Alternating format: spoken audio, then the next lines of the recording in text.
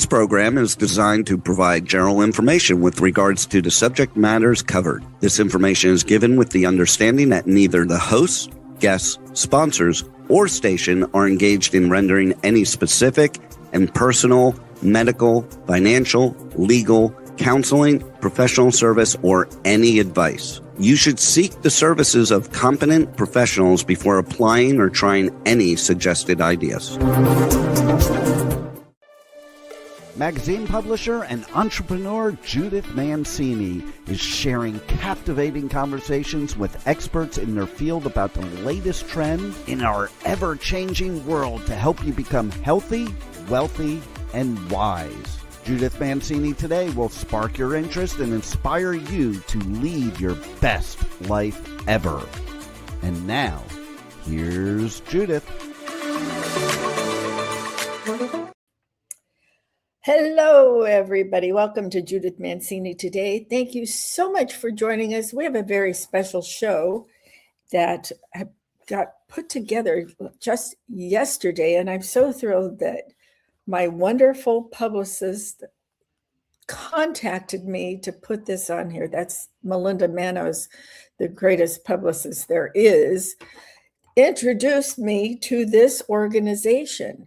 And I'm thrilled to be able to share it with you today.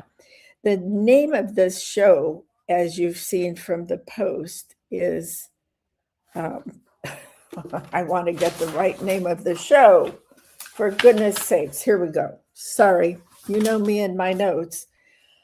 The Wall That Heals, honoring those Vietnam veterans whom we lost in the war. Now, we are the generation that lost our brothers, husbands, and classmates and all. We are all of the same age.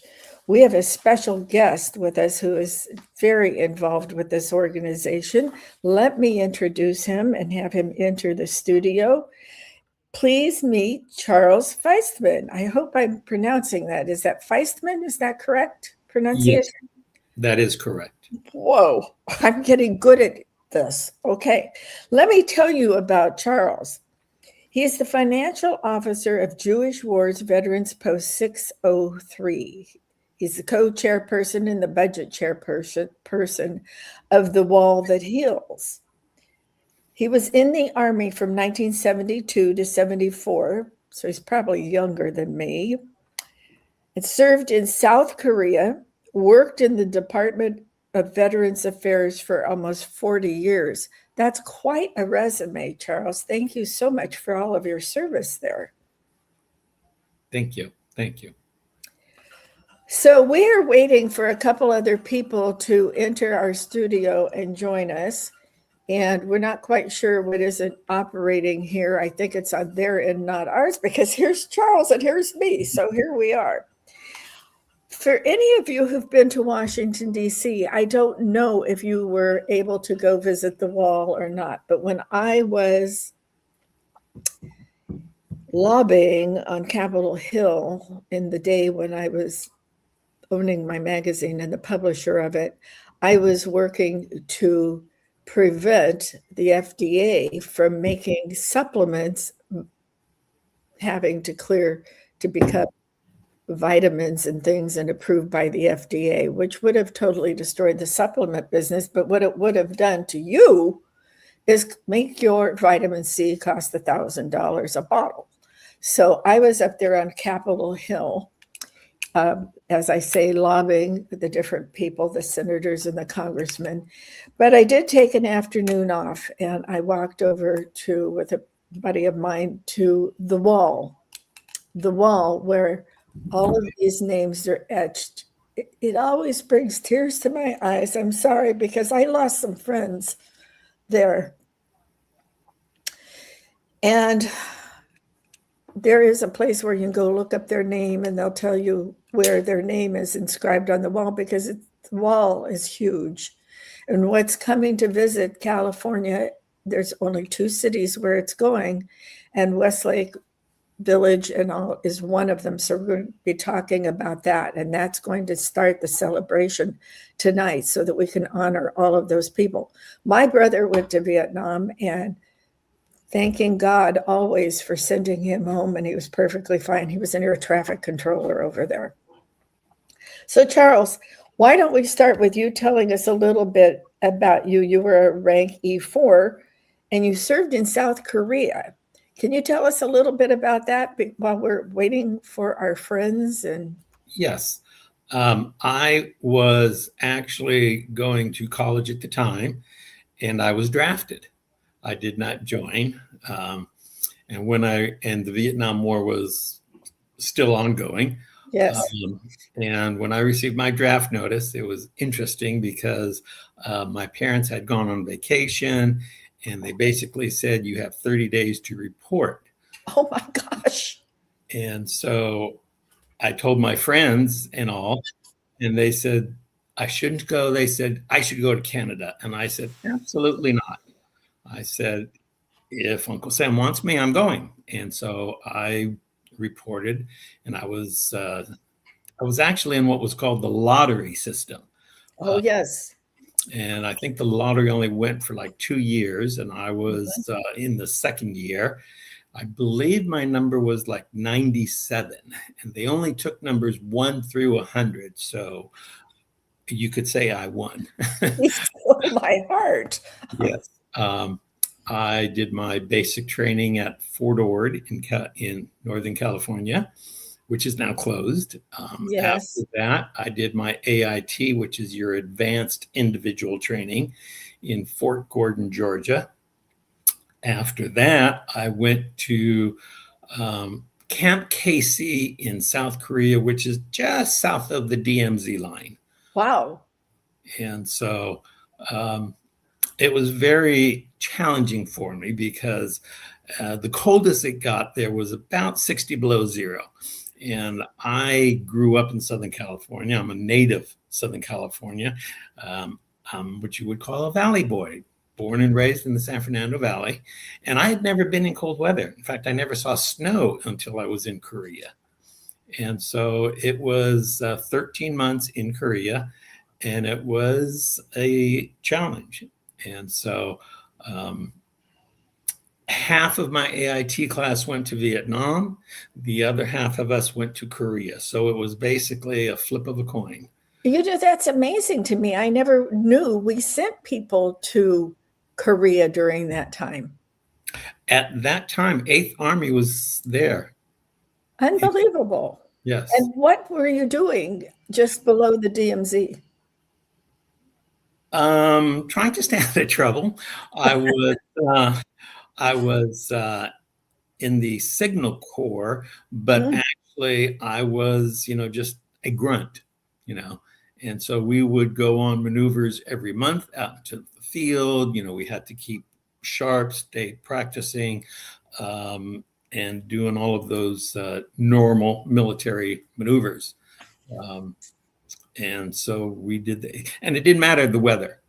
It could, like I say, it could be snow, whatever, extremely cold. We still went on maneuvers every month.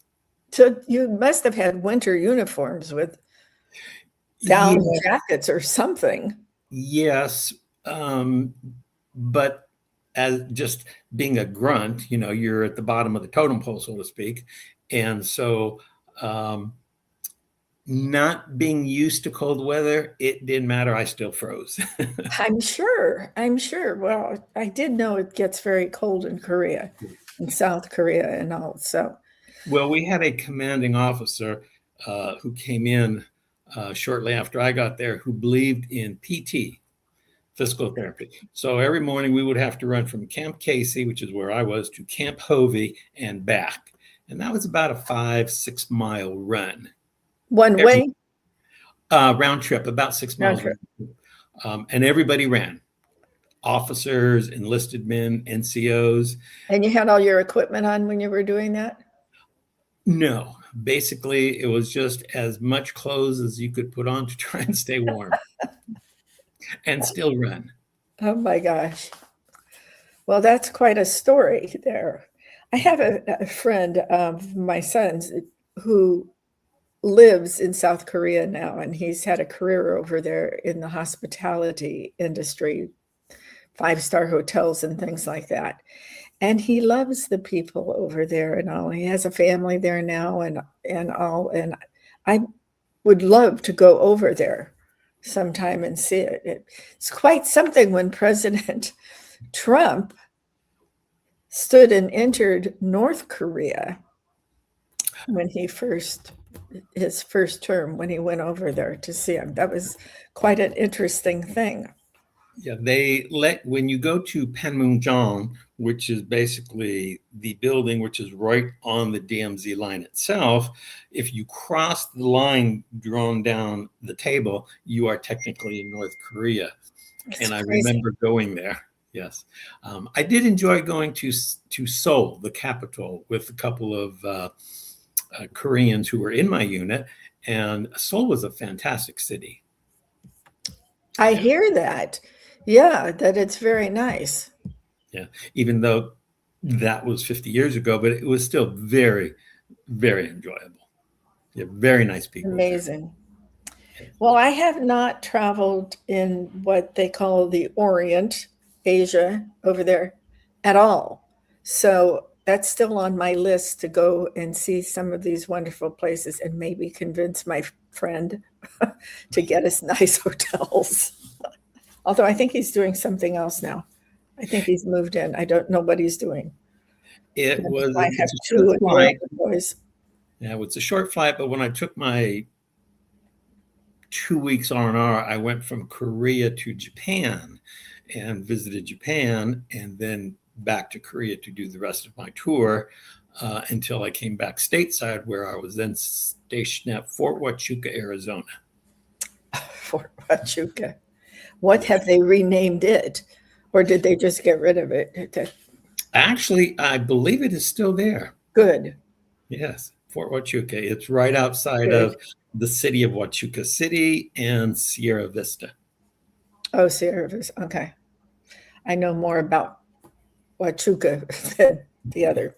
So here is the thing I want to talk about a little bit. When you were in South Korea, excuse me just a minute. I see 3 people in the studio. Oh, that's Juan. Sorry, Juan. I'll count you 2. I don't know. We have no idea what happened to these other guests. Juan, have you heard from them? Oh, he's probably watching our. Okay, well, we'll just. I did receive a text from Arnie who says, say host can see you, be host can add you at any time. That's what Arnie said. Okay, I think the engineer just said, I think they were in the wrong link. Could you text them and tell them it's the link that has the green writing on it and it says the wall? Use the new link that says the wall. And the rest of the sentence about the wall. I will tell both of them. Thank you. You need to use the link that was sent out this morning that says about the wall. I believe it's green. Correct. Okay. So how did you become involved with the Wall That Heals? As a member of the Jewish War Veterans Post 603, they were looking for volunteers. So basically, I just volunteered and said, this is a very good cause. I was in Washington, D.C., and I saw the actual wall in Washington, D.C. Like me, yeah. And you're right. It's just extremely emotional. It is. I had classmates from high school who were in Vietnam, people I served with who were in Vietnam. And so I just could not think of a better thing to volunteer my time for. I think that's wonderful. I graduated from high school in 1965. Yes, I'm old. We all are.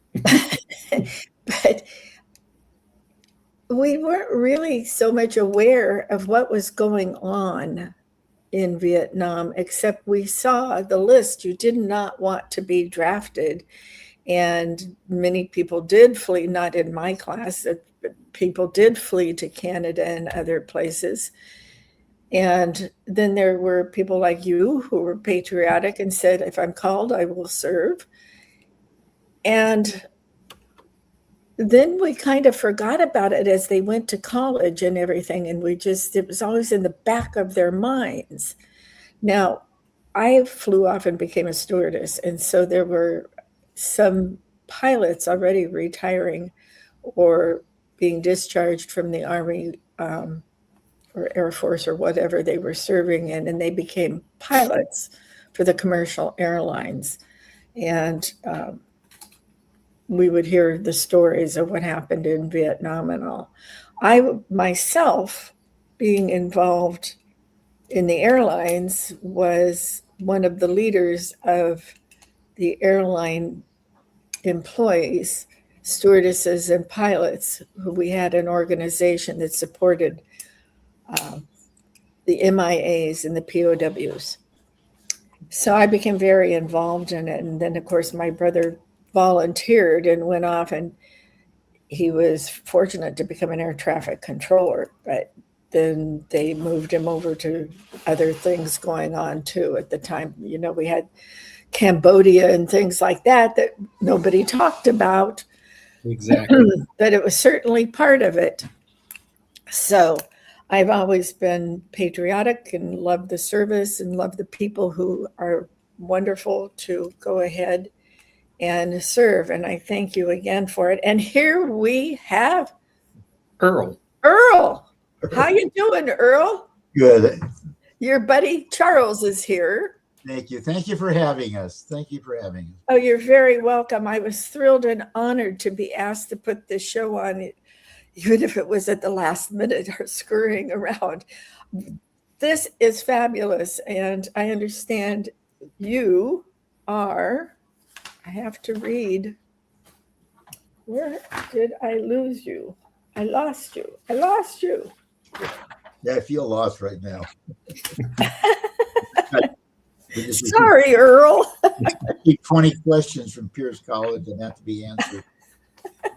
You've been all over the internet. Okay, so you are the commander of the Jewish War Veterans Post 603, and Correct. you served in the U.S. Army from 1960 to 64. Correct. I was just saying I graduated from high school in 65, and a lot of my friends went ahead and were drafted or joined at that time.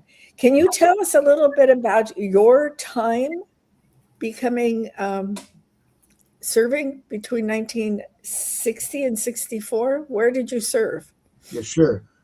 So I came out of Bellflower High School and went directly to community college. But I wanted to do military service in basically a patriotic move. My father served in World War II. All of my uncles served in World War II, and I almost felt there was a rite of passage. I think so, for a lot of us, yeah. I know exactly what you mean. My father was in the Marines in World War II, so yes. My father was in the Army in the Pacific. Wow. He got lots of ribbons. Oh, hats off to them. That's incredible. Yeah, my father was in the Philippines. My father also served in the Philippines. Mm-hmm. So then I went into, I basically volunteered for the draft to put my name ahead, to push it up. You too volunteered? Yeah, volunteered and wound up at Fort Ord for basic training, advanced infantry training, and then eventually Germany in a little village called Schwabach. Used to be a Wehrmacht Signal Corps unit, but my unit took over, and wait a minute. Do you know my husband, Lou Mancini? Were you in the Signal Corps, Louis, in Germany? Well, he was in Germany too, training the NATO people how to shoot missiles. Sorry to interrupt you. Go ahead. We all have backgrounds in the service. So I think it's outstanding. So I was in Schwabach at 2nd Reconnaissance Squadron, 15th Cavalry, 4th Armored Division, and we're just outside of Nuremberg. Which on weekends made it very interesting to see the sights. I'm sure. On Nuremberg. So that was 60 to 62. And then 63 to 64, I was back at college. And I was at Cal State Long Beach. And I was in active reserve from 63 to 64, 27th Infantry Division out of Long Beach, California. And then inactive reserve 65, 66. But Vietnam was just starting up. So I had just I missed it, basically. It was just starting up with sending our guys there. Yeah. Because remember, the French started all this and it was going pretty hot till we started sending our wonderful guys, mostly guys at that time, over to Vietnam. And it just kept going. Yeah, a good friend of ours that was a member of our post, Bruce Weiner, he went in the mid 60s, triple Purple Heart winner, bronze winner. He got wounded and then he sent him back. And Bruce, what was very dear, the concept of people dread the elder years, the senior years. We've met some incredible people in our senior years, and Bruce was one of them. And we missed him. We miss him dearly. But he is part of that Wall That Heals issue. He's in memoriam. Oh, wonderful. Yeah, he'll have a biography at the site at the Mobile Education Center. And the family has been invited. And this was through our program. His family will be invited to the actual Vietnam Wall at Washington, D.C. Oh, how fabulous. Ceremony. For people who... Go ahead, Charles. I was going to say, for people who don't know what the in memoriam is, those are Vietnam veterans who passed away after they left Vietnam. So their names would not be inscribed on the wall. Right. Exactly. Right. Well, what you're doing is absolutely fabulous. I never knew about this traveling wall before. As I was telling Charles, I was also in Washington, D.C. at one time and went to see my buddies' names. I'm sorry, I'm very teary today. It's bringing back some real raw memories. And that's good. And that's what this wall should be about, because it's the wall that heals.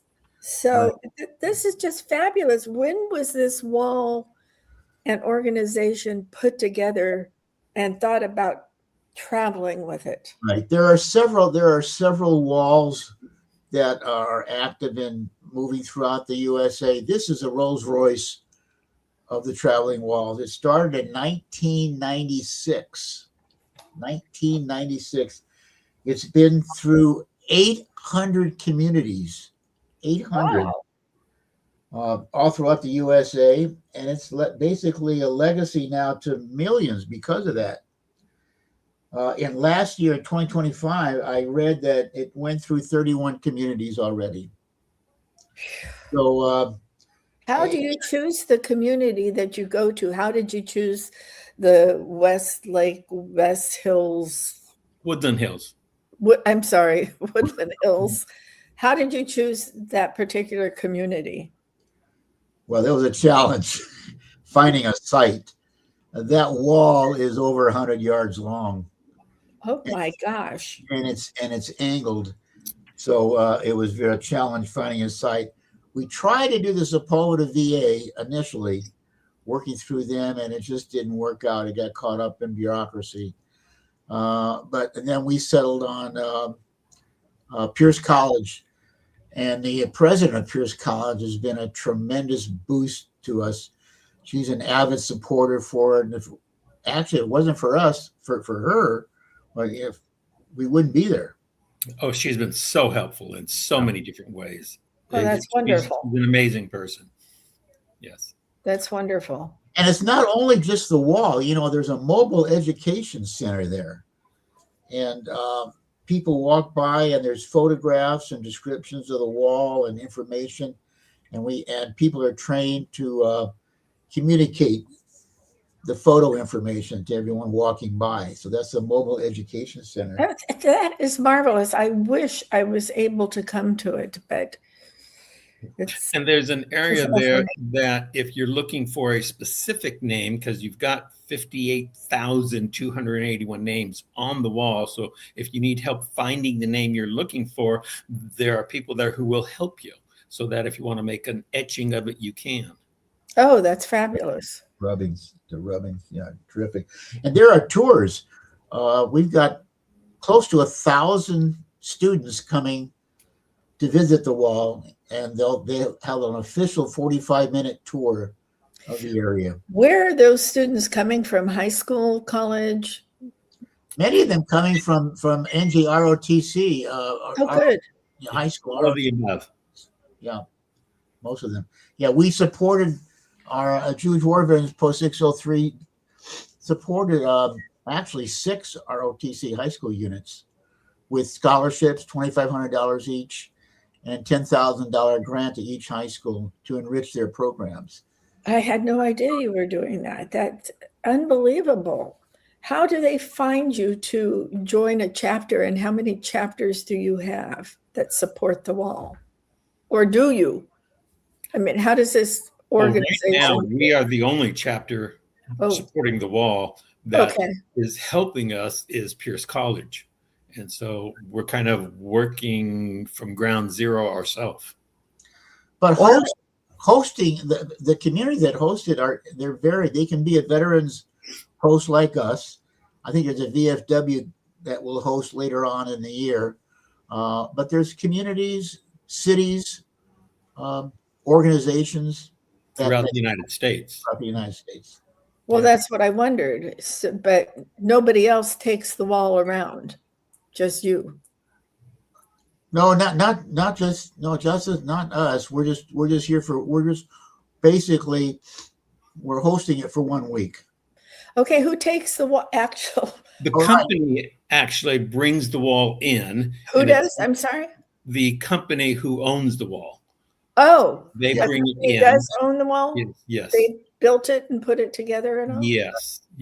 And there will be a escort from Woodley Park. It's going to travel through the valley, and it will take about 45 minutes to an hour with like 40 motorcycle police escorting it, and then another 50, 100, 200 vehicles, motorcycles behind it, escorting it to the college. And that will be on March 17th. And then after the escort, then that day we will build the frame. On the 18th is when we will have 40 to 60 volunteers build the wall with all of the panels. And then it will be open to the public on the 19th, and it will be open 24/7. So if you want to come at 2 a.m. so you don't have big crowds, you can do that. We will have volunteers there 24/7.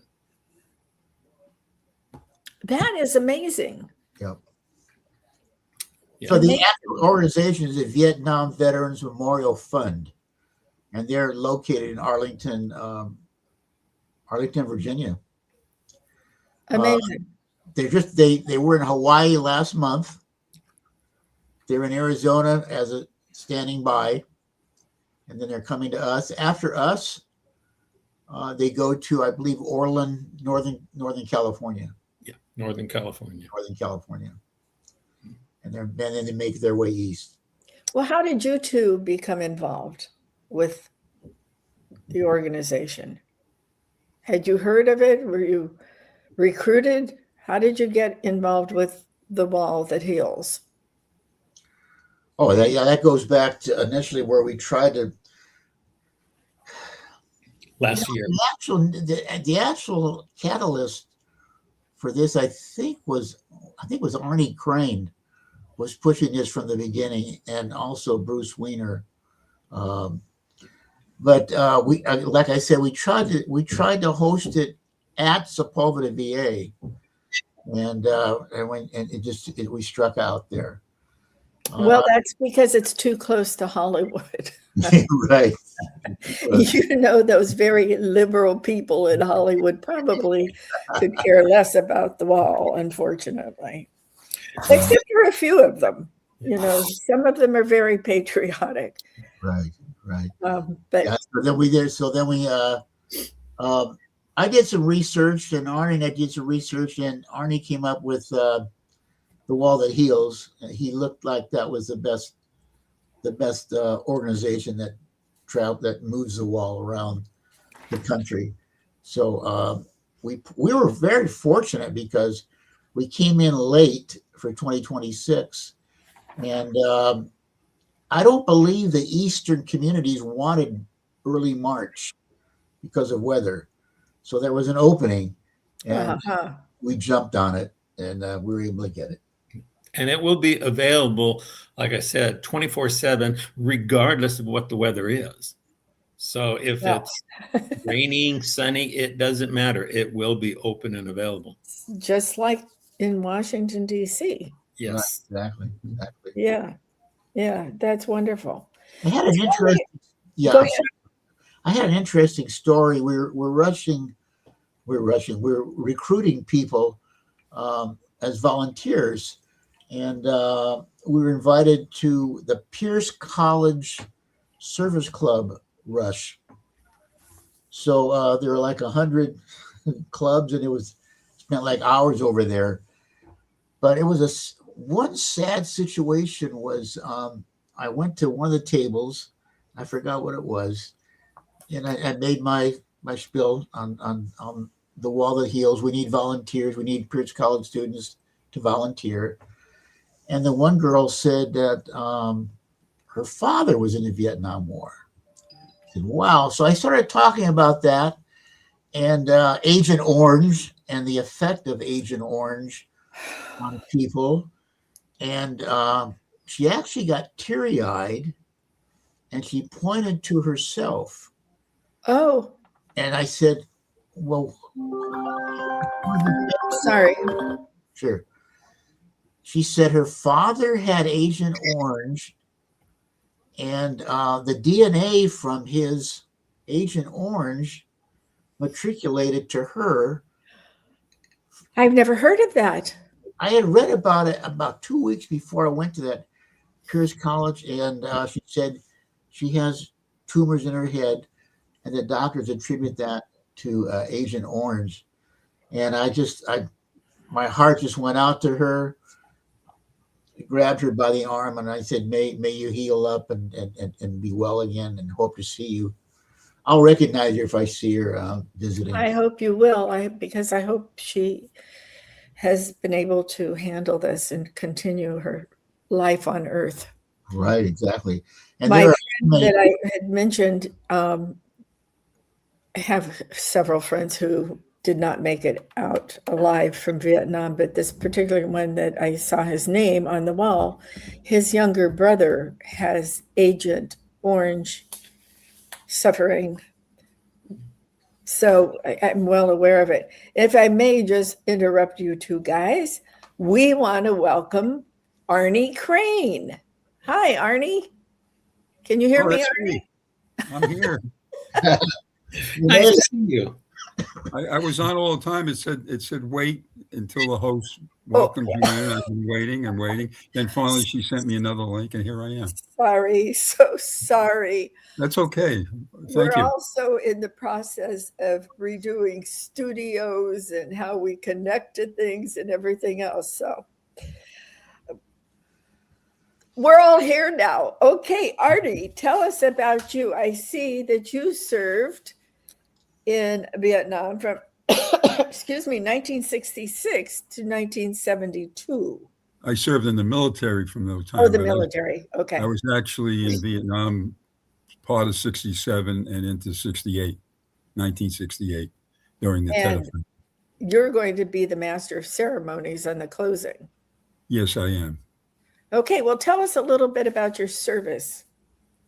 Well, I joined the military along with my brother. My brother was a jet pilot at the time, and I joined the Seabees. I happened to have a little construction background. I joined the Seabees, and at that time, all the Seabees were sent overseas to Vietnam. Not all, I say about 99.9% of the Seabees were sent over to Vietnam. And while at Vietnam, I was stationed to support the hospital, which was next to my base. So we were supporting the hospital. If it got hit by mortars, we'd go and repair it. And if there was anything that had to be done at the hospital, we would take care of any repairs, or even carrying stretchers and things like that. So that's what we did in Da Nang. I was in Da Nang, which is along the South China Sea, in between Monkey Mountain and Marble Mountain. Well, we all have somebody or know somebody, and now all of you who have served in Vietnam or have good friends that have served in Vietnam. I told the guys earlier that my brother served in Vietnam. He was an air traffic controller. And they had the sandbags all around them. They would get hit over there too, because that's where the helicopters and everybody was coming in. So Absolutely. I thank you, as I thank the other guys, for their service. I'm really thrilled to be even promoting what you're doing here with The Wall That Heals. I was very honored to be asked to do a podcast on this, and we put it together really fast, and we're thrilled you all finally got on. I apologize for not being able to get you on right away, but everything comes to the right place. So here we are. Now, what happens at the closing ceremony that you will be master of ceremony for? What happens during the closing ceremony? Yeah, what will be going on? Okay, It'll still be at Pierce. Yeah, you want to answer that, Earl? Yeah. So Arnie will be the master of ceremony. I'm not sure if you mentioned that you were in the TED offense. Oh, Arnie was in the TED offense, and really? The TED offense took place 1968 January. I guess it's New Year's. It was the biggest, one of the biggest, or the biggest offensive. So we had to maintain our position. We all were up night and day, in our foxholes, in our fighting holes, or whatever. Being a CB, I was safer than a lot of Marines and stuff. But myself and another person from a friend of mine from my company volunteered, and we went to the hospital, and there were a lot of medevacs coming in, and me and Bill volunteered to carry a lot of stretchers and wounded and dead, whatever it might be. So it was a big thing for me, and it takes a lot for a military person to get over this. It's it's a PTSD situation. I was a little older, so you never get over it. But I'm more over it than a lot of veterans who served in Vietnam. I was saying that my father served in the Philippines, in that entire area over there, and he came home and he deserted my mother and my brother and I. Now, they weren't married, and we weren't around until after he came home. They got married and had babies, and he deserted all of us. And for years, I could never understand it. And then my brother, having been in the service, is better at this. And he talked to him one day, and he told the story of where my father was trying to walk out after all the shooting and everything. And he had to pretend he was dead, laying underneath bodies. And now I understand he had PTSD. Yeah, but nobody helped you guys. Nobody would even talk to you at the airport coming home. And I was a stewardess, and I flew a lot of you over to your debarkation parts to get on the airplanes to take it. These kids were so young going over there. I'm sorry, I become so emotional over this. Yeah, I'm the host. I'm not supposed to be crying. I'm sorry. We can understand that, being veterans, it was tough. It was tough. When I was there, unfortunately, my wife was pregnant when I went over. I didn't see my son until he was 6 months old. And one of the main reasons I wanted to survive is to just see my son, and then they can fly me back again. But it was tough. It was a tough situation. The Vietnam War was a tough war. It was very tough for everybody. I don't know if my colleagues here mentioned that there were 58,281 dead. So, yes. Yeah. Well, my father, of course, served in World War II. Right. We're all of the same era and age, so we understand. To follow up the PTSD, I mean, all my uncles served in World War II, and one was in Saipan, right in the middle of the counterattack by Japanese, and just died right next to him. He tried to go up by himself. They grabbed him, but he came back. He became an alcoholic. And well, you can now see why all of this happened to our World War II vets as well as our Vietnam vets. Just disgusting. And I'm in favor of getting rid of Iran right now because they've been threatening us for so many years. But my grandson, who's 20, wants to join the Marines. Unfortunately, he just shattered his heel, so he's not sure that he'll be able to do it. But he's patriotic and he wants to join the Marines, and I'm proud of him for it. Mm-hmm. Of course, you get very anxious about it too, but yeah. Well, Vietnam, during Vietnam, they had the draft. Well, so yes, they did. The Army and some of the Marines, I believe. Seabees were drafted. Yeah. I'm not laughing at you. And the Seabees weren't drafted. I joined because I probably would have got drafted. So, I mean, and while I was over, like I said, my brother was a jet pilot, and then we were both over in the same zone. So either one of us didn't have to be there at the same time because of the Sullivan brothers situation when they had the famous Sullivan brothers, my brothers. So that was the law, but we stayed there. Both of us stayed, and we both survived.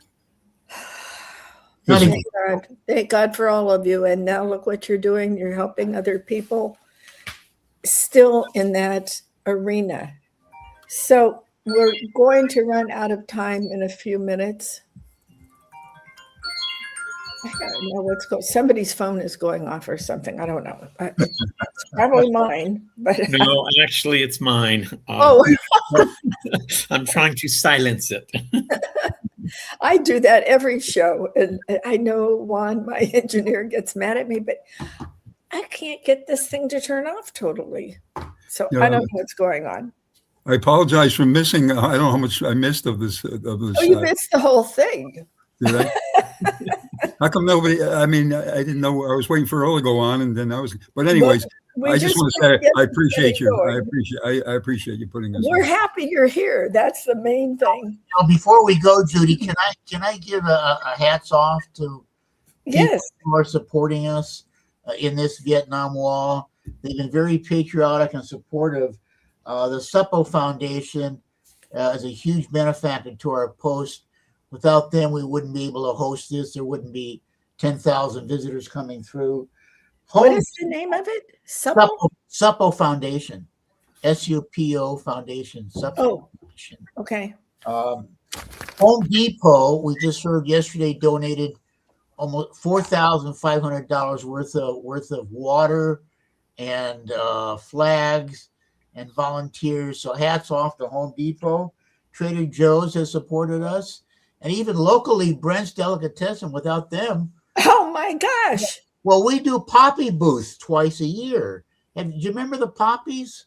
Of course I remember the poppies. Yeah, we do the poppy booths. We do the poppy booths Veterans Day week, and we do it during Memorial Day week, and we collect the money. It's matched. Everything we collect is matched by Suppo Foundation, and that has been used to fund this Vietnam Wall. So hats off to Brent's Delicatessen. You know, in North if you, Westlake. Earl, if you will send that list of people who are helped, I will post it on my podcast page. Let's not forget Pierce College, right? Did you? Yes, absolutely. Oh, yeah. Pierce College. Yes.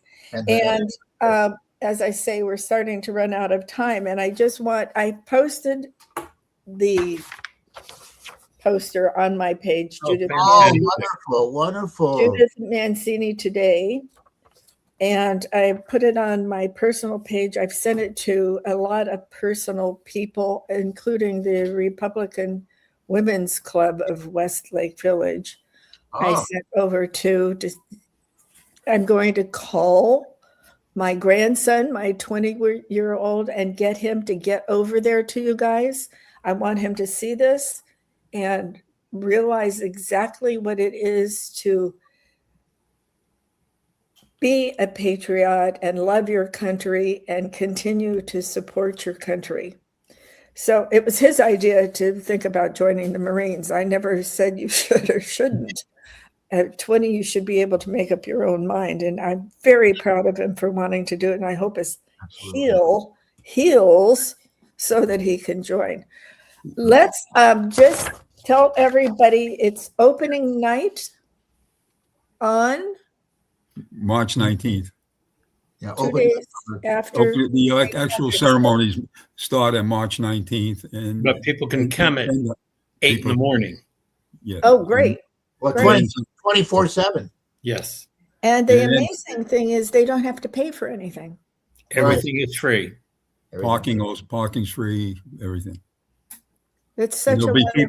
There'll be people there to guide them to their parking spots, and it's well organized, and we'd like to see everyone there. I wish I was closer. If anyone needs any assistance, all of the volunteers are wearing yellow shirts, yellow long sleeve shirts, and it says right on the back of the shirt, volunteer, so they can ask any one of them for assistance. Oh, I think that's just absolutely fabulous. I'm so happy Melinda told me about this and that I was able to switch things around to have you three gentlemen here to explain exactly what is going on and all. And we'll never forget. That's for sure. Right. Thank you for having us, Judy. Very, very. We really appreciate it. Absolutely welcome. And anytime you can get my email address from Melinda, and anytime you need something, please contact me. I'm like 3 hours away from you, but I'll drive over and see you for sure. So you're all in the same post. Is that it? Yes. Right. Okay. Well, we're all co-chairs. And you're all co-chairs. Okay. What happens? It's a candlelight ceremony on the 20th, on Friday the 20th. That's a candlelight service. Right. Yes. We're handing out 200 candle, whatever they call them. People have those. We'll be handing those out. We're handing out American flags. So if you want, is that a prayer service or something? Well, it's a solemn service, kind of a memorial service. A memorial service for the people on the wall. Okay, good. People on the wall. Yes, good. It's going to be a beautiful service. We have a chairperson that's lined up speakers, and it's going to be a wonderful event. Every day is going to have a wonderful event. So if you want to come on the 19th, the 20th, 21st, 22nd, we welcome you. And each person we've got like 10,000 small flags that we'll be giving out. I just think this is so wonderful for you guys to do all this. It's just, it will really touch people's hearts. Well, if everybody feels the way you do, we'll have a wonderful event. You have a lot of people crying, that's for sure. Well, we'll have tissues there also. Good idea. Good idea. What's most important is those names become back into existence. That's right. Come back. That's right. And they're alive. That's right. Yep. They're always alive in our hearts. That's for sure. I have several school buddies that I went to school with. They're on the wall, And I don't know how many people I carried off the medevac that died that are on the wall. Yeah, So that's right. it brings back back a lot of feelings. At the latest count, I think we have lost 6 people in Vietnam in my high school graduating class. Yeah. Oh, okay. Okay. Thank you, Charles, Earl, and Arnie. Okay. Thank you all. I'm sorry about any of their little glitches, but we got it done, and I'll keep. Hey, I'm here. I made it. And thank you for hosting this. We really appreciate it. Absolutely. It was my honor. My honor. Thank you so much. Thank you. And thank you, audience, for listening and tuning in. And you know where you can find these people. So try, if you're anywhere in that area, please try to go see The Wall That Heals and these wonderful gentlemen that are so involved in it. And if you had somebody in the Vietnam War and we lost them, you might want to go out there and look up their name, and everybody will honor them also. So thank you again. And as I always say, cherish yesterday, dream tomorrow, and live today. Thank you so much for tuning in. Don't forget, you can find it on replay on over 100 podcast platforms. Judith Mancini Today and K4HD.com. Thank you so much.